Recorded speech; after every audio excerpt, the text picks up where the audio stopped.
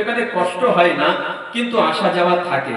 কিন্তু যাই হোক, যখন এক জায়গায় থাকে তো তার মায়া মমতা একটা আলাদা থাকে, একটা অন্য রকম থাকে। কিন্তু যখন আলাদা হয়ে যায়, দূরে চলে যায়, তখন তার বেদনা, তার যন্ত্রণা একটু আলাদা রকম হয়। কখনো সে প্রকাশ করতে পারে, কখনো সে প্রকাশ করতে পারে না। কিন্তু যখন আপনি একটা বাচ্চাকে, একটা ছেলে, একটা সন্তানকে আপনি লালিত পালিত করে বড় করেছেন, তার উপরে বড় আশা থাকে যে আমার সন্তান বড় হয়ে এই করবে, অমুক কাজ করবে, আমাকে এই সাহায্য করবে। বিভিন্ন বিভিন্ন জিনিস মানুষ চিন্তা ভাবনা করে। বিশেষ করে বাবা এবং মা যদি বৃদ্ধ হয়ে যায়, বুড়ো হয়ে যায়, বুড়ি হয়ে যায়, তাহলে তো আরো নির্ভর হয় সেই সন্তানের উপরে। বড় আশা থাকে যে আমার ছেলেকে আমি বিবাহ দেব, আমার ঘরে বৌমা আসবে, সন্তান আসবে, নাতি পুতনি, তাদের মুখ দেখব, ইত্যাদি ইত্যাদি। আরো কত রকমের দুনিয়ার যে আশা, সেটাও থাকে, তাই না? আলিদানে গ্রামী তো তার কাছেও একবার জনাবে আলী আকবর আলাইহিস সালাতু ওয়াস সালাম নিজের বাবার কাছে জিজ্ঞাসা করলেন, বাবা, এই সামনে এত সেনা সৈন্য, আচ্ছা এখানে মাঝখানে একটা কথা বলে দিই, আজকে যেহেতু 6 তারিখের রাত, তো গতদিনেও আমি বলেছিলাম যে একের পরে এক সেনা সৈন্য কিন্তু আসছে। আমি তারিখ ইতিহাস যে 4 মুহররম পর্যন্ত 39,000 সৈন্য কারবালার ময়দানে পৌঁছে গিয়েছে। এবং যেহেতু 6 মুহররমের রাত, তো 5 মুহররমে 20,000, 1 2 3 4 5 জনকে, একজনকে 4,000 সৈন্য, শাবাব বিন রবি তাকে 4,000 সৈন্য, ওরওয়া বিন কায়েস তাকে 4,000 সৈন্য, সিনান বিন আনাস তাকে 10,000 সৈন্য, মুহাম্মদ বিন আশাস তাকে 1,000 সৈন্য, আব্দুল্লাহ বিন হাসিন তাকে 1,000 সৈন্য, মোট 20,000 সৈন্য 5 মুহররমে পাঠানো হলো কারবালার ময়দানে। ওদিকে 39,000 এর আগে সৈন্য এসে গিয়েছে, আর এদিকে আবার 20,000, এখন 60,000 সৈন্য 6 তারিখ পর্যন্ত এসে গিয়েছে কারবালার ময়দানে। আর এদিকে মাত্র হাতে গোনা কয়েকজন ইমাম হোসেন আলাইহিস সালামের সাথে। জনাবে আলী আকবর আলাইহিস সালাম একবার নিজের বাবাকে জিজ্ঞাসা করলেন, বাবা, আমরা কি হকের উপরে নেই? আমরা কি সৎ পথে নেই? এরা এত বেশি, আর আমরা এই অল্প কজন মানুষ, সীমিত। আজ দুনিয়াতেও একটা কথা খুব প্রচারিত যে যদি ফিকহে জাবারিয়া সঠিক হয়, তাহলে পৃথিবীতে এত মাসলা, অমুক অমুক অমুক, আমি নাম দিচ্ছি না, অমুক অমুক অমুক, তারা কি সব ভুল? আরে এত বেশি সংখ্যা দেখে লাভ নেই, অল্প সংখ্যা কিন্তু সেটা সঠিক হোক। সালাওয়াত মুহাম্মদ ওয়া আলে মুহাম্মদ। ইমামে হোসেন আলাইহিস সালাম নিজের সন্তানকে বললেন, জনাবে আলী আকবরকে বললেন, তার বয়স ছিল কত? তারিখ হচ্ছে ইতিহাস বলছে তার বয়স ছিল 18 বছর। কারিয়াল যুবক। আচ্ছা, এমন যুবক আমি তারিখ ইতিহাস পড়ছিলাম, আরো সেখানে পেলাম। এমনি আমরা শুনি যে চাঁদের মতো তার চেহারা ছিল, কিন্তু কেমন বাস্তবে তার চেহারা এমন ছিল। এক জায়গায় আমি পড়ছিলাম, সেখানে উল্লেখ আছে যখন মদিনাতে জনাবে আলী আকবর এবং তার সাথে আমর বনি হাশিম, জনাবে আব্বাস আলমবরদার, দুইজন যখন একসঙ্গে মদিনার গলিতে বাহির হতেন, তো সকলেই মানে ওই মদির যে গলিতে বাহির হতেন, সেই গলিতে যত বাড়ি থাকতো, সেই বাড়ি থেকে লোকজন বাইরে এসে তাদেরকে দেখতেন, দেখার জন্য বাইরে আসতেন যে আকাশের 14 তারিখের চাঁদ আছে এই মাটিতে কি করছে। এমন চেহারা ছিল, বুঝতে পারছেন? বাস্তবে এটা মদিনায় যখন বাহির হতেন দুজন, তো মদিনার লোকজন বাহির হতো দেখার জন্য। একবার ইমাম হুসাইন আলাইহিস সালাম বলেন, বেটা আমরা হকের উপরে থাকবো না, তার কারা থাকবে? জানাবে আলী আকবর আলাইহিস সালাম এখন বাবাকে বলেন, বাবা তাহলে আর কোনো চিন্তা নেই, মৃত্যু আমার উপরে ঝাঁপিয়ে পড়ুক বা আমি মৃত্যুর উপরে ঝাঁপিয়ে পড়ি, আর কোনো বিষয় রাখে না। কারবালার ময়দানে সন্তানরা এমন ছিল, নিজের জীবন দেওয়ার জন্য এমনটা বাহাদুরি দেখিয়েছে তারা। কিন্তু হ্যাঁ, সে সময়ও আসলো যে একটা 18 বছরের একটা যুবক সন্তান নিজের বাবার কাছে বিদায় নিতে এসেছে। একটা মহ আছে না, আকবর तुम्हें क्या मालूम है क्या मांग रहे हो। তো প্রকৃতপক্ষে নিজের সন্তান একটা 18 বছরের যুবক বাবার কাছে অনুমতি চাইছে, বাবা কারবালার ময়দানে আমি যুদ্ধ করব। কিন্তু যদি এইভাবে বলা হয় তাহলে একটা বেটা নিজের বাবার কাছে অনুমতি চাইছে, বাবা আমি শাহাদাতের জন্য যাচ্ছি, আমাকে অনুমতি দেন। বাবা আমি মৃত্যুর কোলে ঢলে পড়তে যাচ্ছি, আমাকে অনুমতি দেন। সেই বাবা কোনোদিন অনুমতি দেবে? যে সন্তানকে আপনি লালন পালন করেন, বড় আশা থাকে যদি সে অসুস্থ হয়ে পড়ে, খোদা না খাস্তা, তাহলে আপনার সময় সম্পত্তির সমস্ত অর্থ সব কিছু আপনি ব্যয় করতে রাজি হয়ে যান যে আমার সন্তান যেন বেঁচে যায়। কিন্তু সেই সন্তান যদি সেই বাবার কাছে এসে বলে, বাবা আমি মৃত্যুর দিকে যাচ্ছি, আমি শাহাদাতের জন্য যাচ্ছি, আমি জীবন দিতে যাচ্ছি, আমাকে অনুমতি দেন, সেই বাবা কিভাবে সহ্য করবে? সেই বাবা কিভাবে অনুমতি দেবে? কিন্তু ইমাম হুসাইন আলাইহিস সালাম অনুমতি দিয়ে দিলেন। অনুমতি দেওয়ার পরে জনাবে আলী আকবর ঘোড়ার পিঠে সওয়ার হয়ে 3 দিনের ভূখ ও পিপাসা কারবালার ময়দানে যুদ্ধ করছেন। এমনকি ইতিহাস বলছে তিনি যে লস্কর ছিল সেই লস্করের সাইডে নয়, বরং একেবারে মাঝখানে তিনি হামলা করছেন, আর আগে চলে যাচ্ছেন, মাঝখানে হামলা করছেন, আর হামলা করতে করতে আগে বাড়ছেন। কিন্তু তিনি যখন হামলা করতে করতে আর পাচ্ছে না, গরম, কারবালার মাটি গরম ছিল।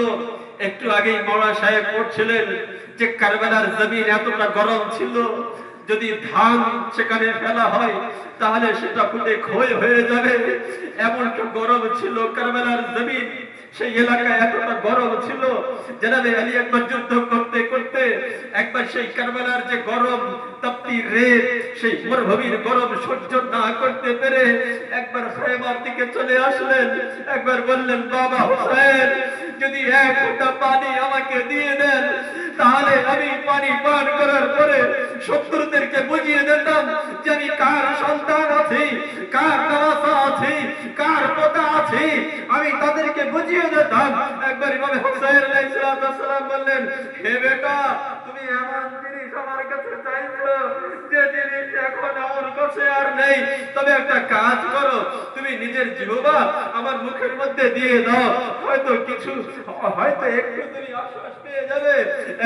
কিন্তু ইমাম হুসাইন আলাইহিস সালাম যখন বললেন, জনাবে আলী আকবর কি করলেন, নিজের জিহ্বা ইমাম হুসাইন আলাইহিস সালামের মুখে দিলেন, কিন্তু রিওয়ায়াত বলছে যে সঙ্গে সঙ্গে জিহ্বা বাইর করে নিলেন। বলেন, বাবা হুসাইন আমার থেকে তো আপনি বেশি বিভাজিত আছেন, আপনার জিহ্বাতে তো কাঁটা পড়ে গিয়েছে।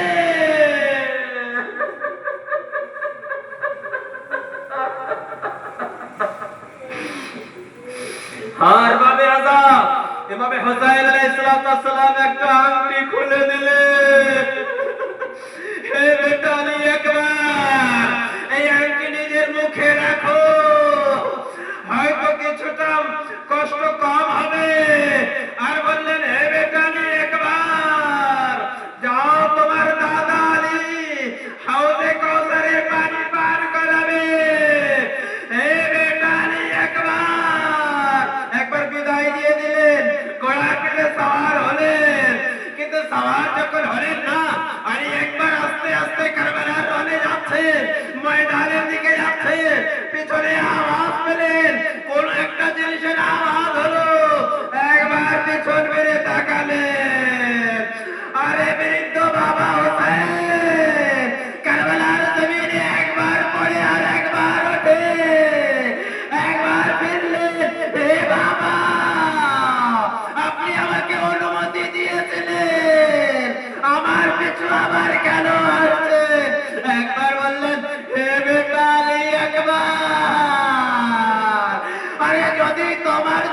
সন্তান থাকতো,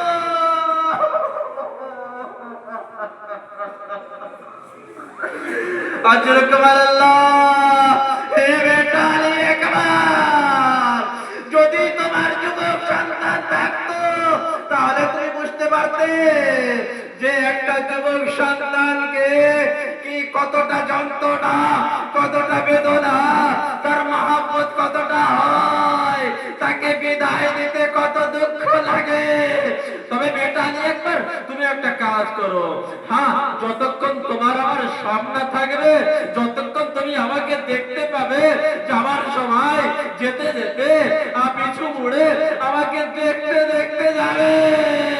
আরে একবার তাই করলে, বাবাকে দেখতে দেখতে গেলে কারবালার ময়দানে যুদ্ধ করলেন, প্রথম যুদ্ধে 120 জনকে অসিলে জাহান্নাম করলেন, দ্বিতীয়বার আবার গেলেন 80 জনকে অসিলে জাহান্নাম করলেন। আরে আলী একবার এক মালন মাথায় গর্দ মারলো, কারবালার জমিনে আসলেন, আরে এক লাইন একটা বর্ষা মারলো, আলী একবারের কলে যায়।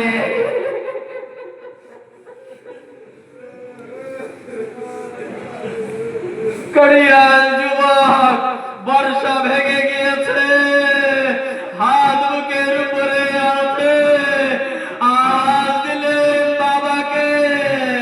হোসেন আলাইহিস সালামের বয়স 57 বছর, একজন বৃদ্ধ করিয়াল যুবকের লাশে এসে গেলেন। এ বেটা আলী একবার, তোমার হাত বুকে কেন? বাবা, বর্ষা ভেঙে গিয়েছে, বড় কষ্ট হচ্ছে, বড় যন্ত্রণা হচ্ছে বাবা, বর্ষা বাইর করে। আর ভাবে বাস আখেরি শেষ করলাম, আখেরি মাসায়া। আর ভাবে জানি না এর আগে কতটা আমরা পড়তে পারবো, জানি না এই মাসায় আরো কে কে শুনতে পারবে। জানাবে আলী আকবরের মুখে বর্ষা ভেঙে আছে, এক বৃদ্ধ বাবা যুবক সন্তান তার লাশ, তার মুখ থেকে বর্ষা বাহির করবে, একটা কাঁটা আপনি বাহির করতে আস্তে আস্তে সুই সেখানে লাগান না, কিন্তু বর্ষা বাহির করবে। একবার হয়তো নজরের দিকে রুখ করে হয়তো নিজের বাবাকে দেখেছিলেন, হে বাবা আলী, খাইবারের যুদ্ধে আপনি গিয়েছিলেন, খাইবারের দরজা আপনি তুলেছিলেন, কিন্তু ওটা মনে হয় খুব সহজ ছিল। আসুন দেখো তোমার বেটা হোসেন, যুবক বেটার মুখ থেকে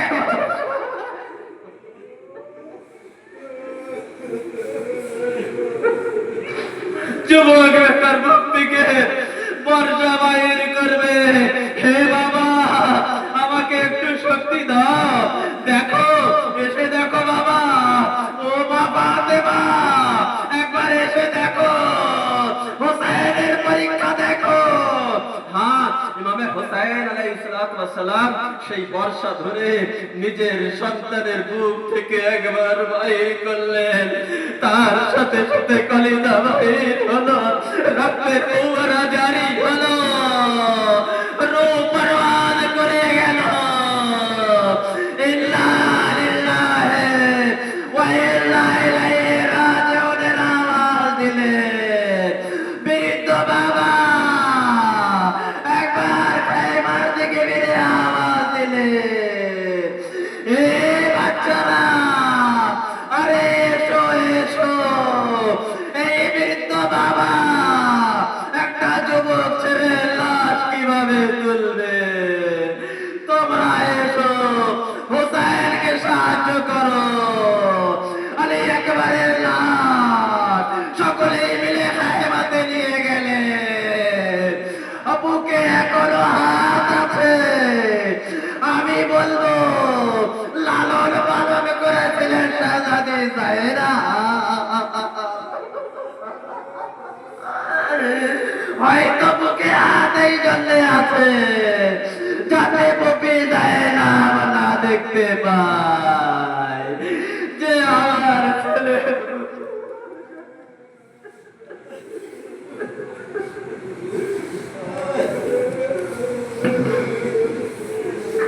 ইন্না লিল্লাহি ওয়া ইন্না